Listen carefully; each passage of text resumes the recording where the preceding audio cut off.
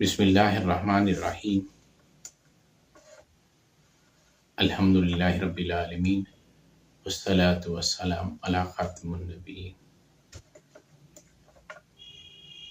حضرت انس بن مالک رضی اللہ عنہ سے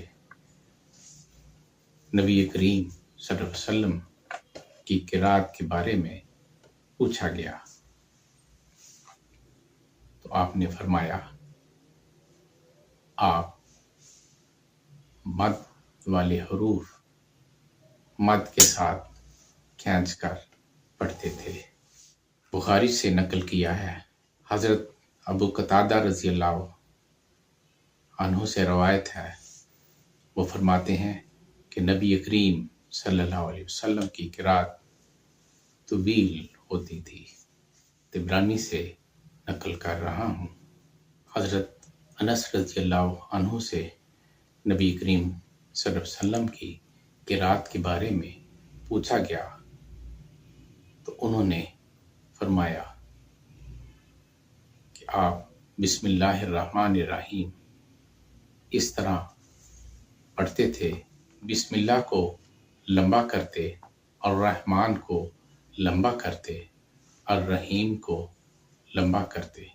حضرت ام سلمہ رضی اللہ عنہ سے نبی کریم صلی اللہ علیہ وسلم کی قرات کے بارے میں پوچھا گیا تو انہوں نے فرمایا بسم اللہ الرحمن الرحیم الحمدللہ رب العالمین الرحمن الرحیم مالک یوم الدین ایاک نعبد و ایاک نستعین۔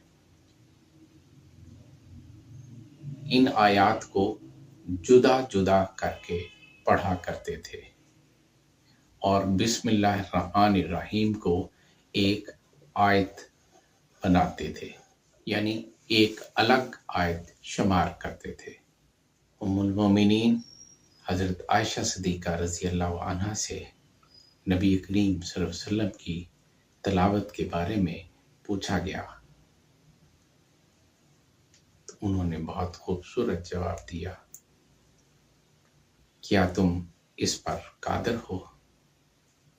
نبی محتشم صلی اللہ علیہ وسلم اس طرح پڑھتے تھے، پھر آپ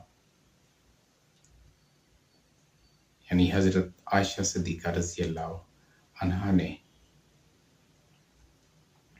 بسم اللہ الرحمن الرحیم الحمدللہ رب العالمین الرحمن الرحیم مالک یوم الدین ایاک نعبد و ایاک نستعین تلاوت فرمائی اور فرمایا کہ آپ صلی اللہ علیہ وسلم اس طرح ترتیل کے ساتھ پڑھا کرتے تھے۔ حضرت محمد بن کرزی رضی اللہ عنہ سے روایت ہے کہ نبی کریم صلی اللہ علیہ وسلم قرآن مجید فرقان حمید ٹھہر ٹھہر کر پڑھا کرتے تھے۔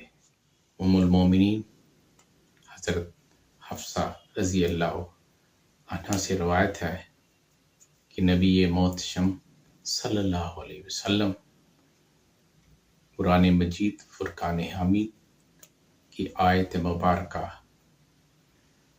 ترتیل کے ساتھ تلاوت فرمایا کرتے اور طویل صورت اور طویل ہو جایا کرتی۔